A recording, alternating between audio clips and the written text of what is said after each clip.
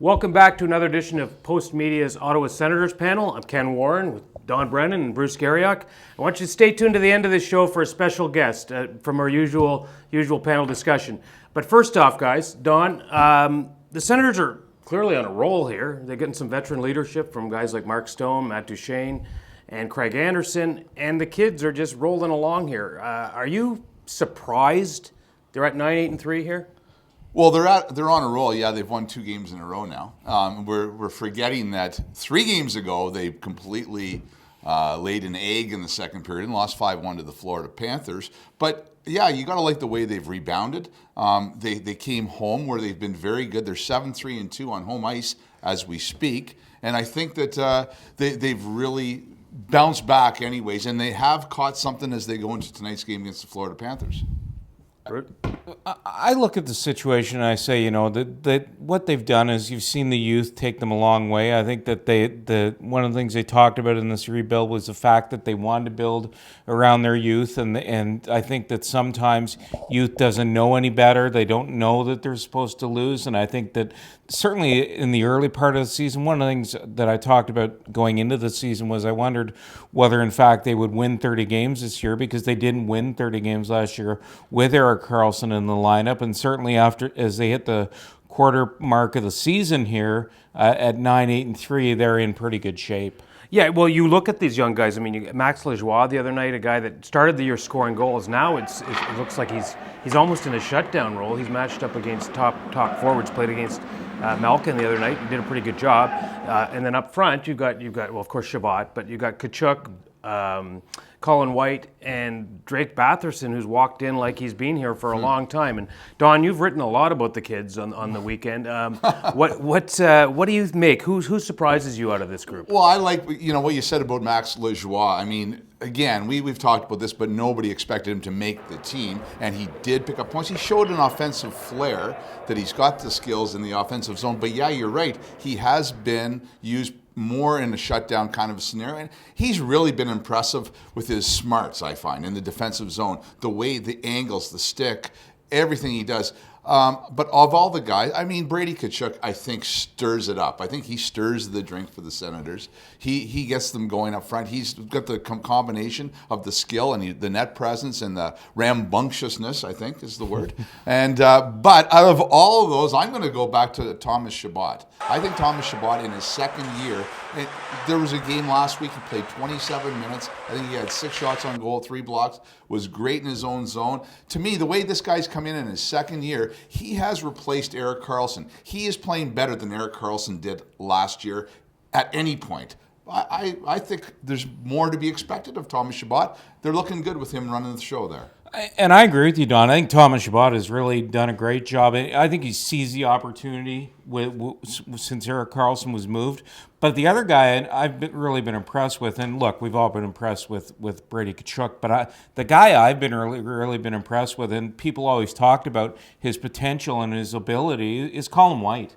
Given the opportunity to play some important minutes, I think Colin White has really stepped up and showed that he's got some skills, he's got some ability, and I don't think he's always gotten that. He didn't get that opportunity in the past, and he was always a guy that people begged for Guy Boucher to give him the opportunity. And I think now that Colin White has been given the opportunity, he's made an impact. And to me, he might not be a surprise to the Senators or to people who thought he could do this, but to me, he's been a little bit of a surprise in that category. And I agree. Colin White seemed like it has extra speed or something. Yeah. But the glue right now is you've got Mark Stone carrying these 2 kids, and it looks like Mark Stone, they should have given him the C, let's face it. I mean, he's the captain, come on. They should have given him the C. He's leading these guys when they're down and out. I mean, and he's just so fired up when things are happening, right? There's a lot of energy in his game.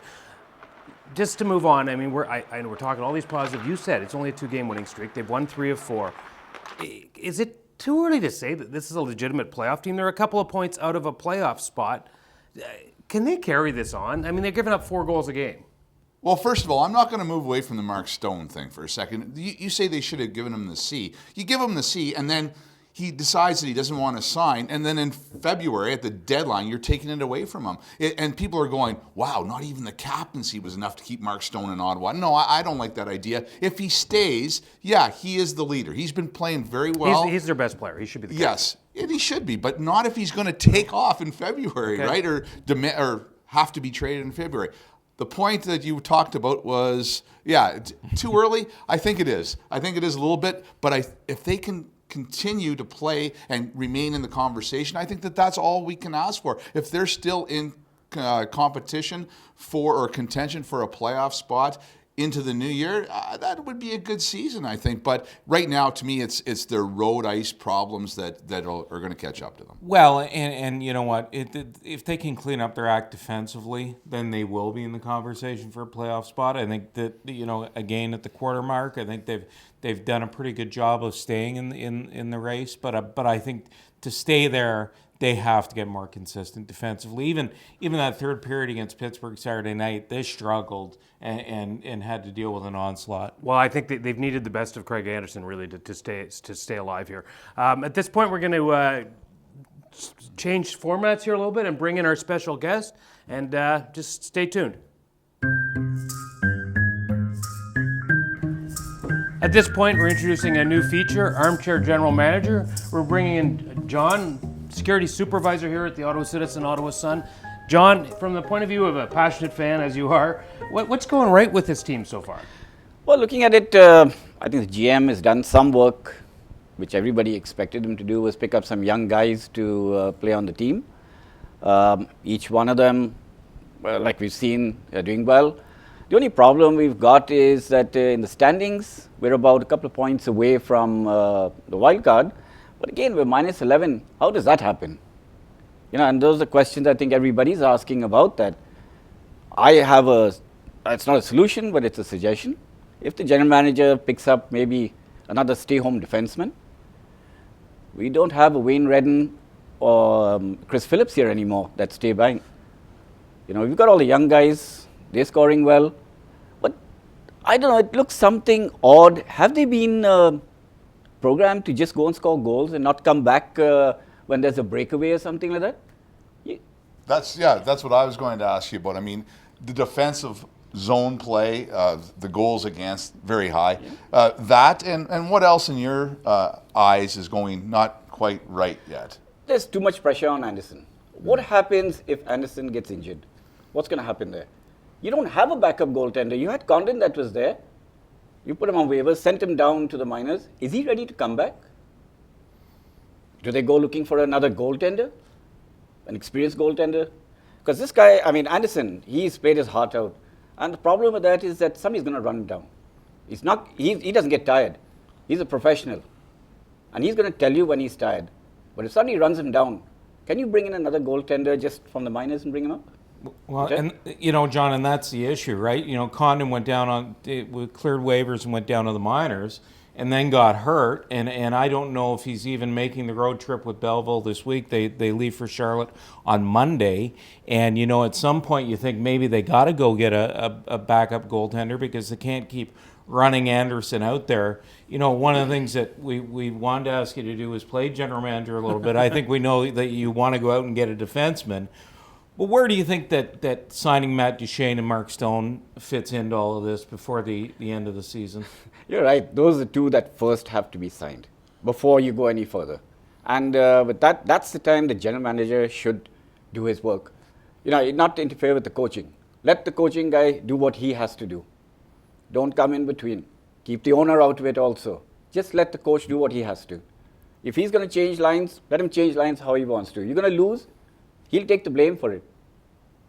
But I would say just take on another, even if you can get a forward during the time when they have trades going on, take on one more, you'll help the young guys out.